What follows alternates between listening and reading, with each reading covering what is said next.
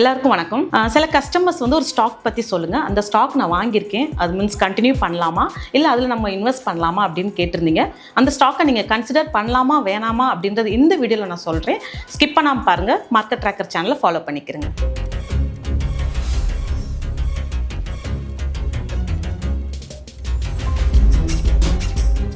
இன்னைக்கு நம்ம பார்க்க போகிற அந்த ஸ்டாக் பார்த்தீங்க அப்படின்னா வெப்சோல் எனர்ஜி சிஸ்டம்ஸ் லிமிடெட். இது வந்து சோலார் ரிலேட்டட் செக்டர்ஸ் தான்.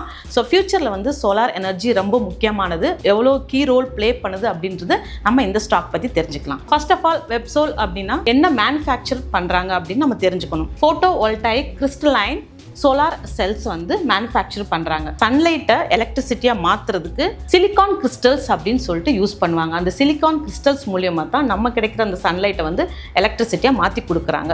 ஸோ அது மெயின் ரோல் இந்த வெப்சோல் எனர்ஜி சிஸ்டம் இந்த ஸ்டாக் வந்து ப்ளே பண்ணுறாங்க. நம்ம ஒரு ஸ்டாக் அனலைஸ் பண்ணுறதுக்கு முன்னாடி நான் என்னென்னலாம் பேராமீட்டர்ஸ் எடுத்திருக்கேன் அப்படின்றது நீங்கள் பாருங்கள். இதை வச்சே நீங்கள் அடுத்தடுத்து உங்கள் ஸ்டாக்ஸ் நீங்களே வந்து அனலைஸ் பண்ணிவிட்டு இதை நீங்கள் கன்சிடர் பண்ணலாமா இல்லையா அப்படின்றது நீங்கள் தெரிஞ்சுக்கலாம். ஃபண்டமெண்டல்ஸ் நம்ம பார்த்துக்கலாம். மார்க்கெட் கேபிடலைசேஷன்ஸ் எவ்வளோ இருக்குது அப்படின்னா நியர்லி பார்த்தீங்கன்னா 4277 crores வந்து மார்க்கெட் கேபிடலைசேஷன் இருக்குது.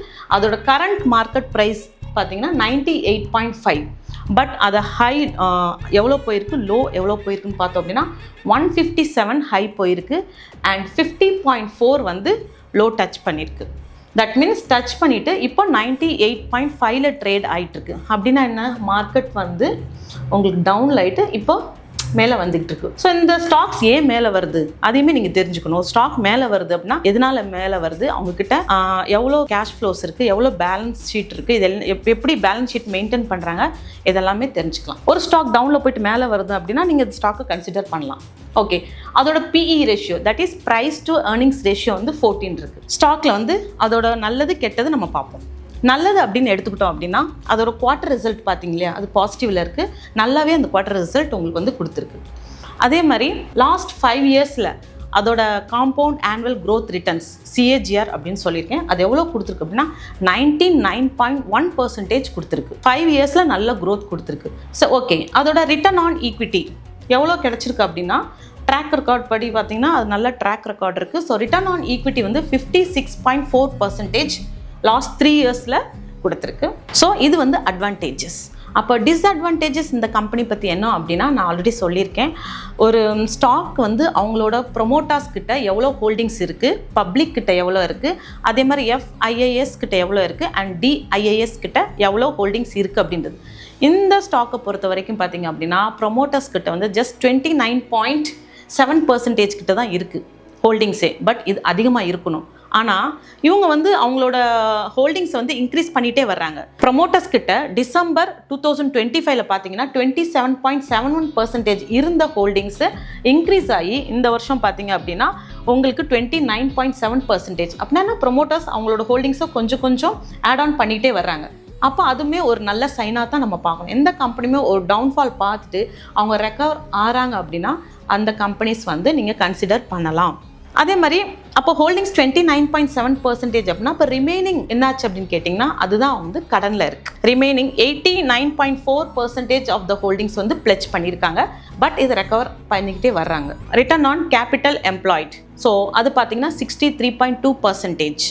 அண்டு காம்பவுண்டட் சேல்ஸ் க்ரோத் வந்து 3 இயர்ஸில் எவ்வளோ நடந்திருக்குன்னா 295% கிட்ட CSG நடந்திருக்கு. அண்ட் காம்பவுண்டட் ப்ராஃபிட் க்ரோத் அதுவுமே 3 வருஷத்தில் பார்த்தீங்கன்னா உங்களுக்கு 154% வந்திருக்கு. CAGR compound annual growth returns வந்து 3 இயர்ஸில் 126% உங்களுக்கு கிடச்சிருக்கு 3 இயர்ஸில். பட் 1 இயரில் பார்த்தீங்கன்னா அது நெகட்டிவில் தான் இருக்குது.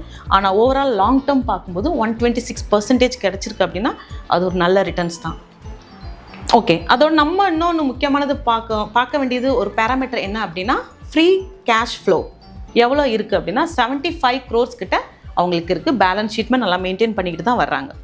சரி, நான் சொன்னேன் இல்லையா ப்ரொமோட்டர்ஸ் கிட்ட எவ்வளோ இருக்குது அப்படின்னு. அதே மாதிரி பப்ளிக் கிட்ட பார்த்தீங்கன்னா 65.85% ஆஃப் த ஹோல்டிங்ஸ் வந்து பப்ளிக் கிட்ட இருக்குது. அண்ட் FIIS வந்து 4.12% அண்ட் DIIS வந்து 0.32% அவங்கக்கிட்ட இருக்குது. ஸோ இந்த ப்ரொமோட்டர்ஸ் ஹோல்டிங்ஸ் அவங்க இன்க்ரீஸ் பண்ணிகிட்டே வராங்க. மேபி இன் ஃபியூச்சரில் அவங்க வச்ச அந்த கடன் எல்லாமே அவங்க திருப்பிடுவாங்க அப்படின்னு நினைக்கிறோம். ஏன்னா இது முக்கியமான ஒரு சோலார் செக்டர்ஸ் உள்ள ஸ்டாக்.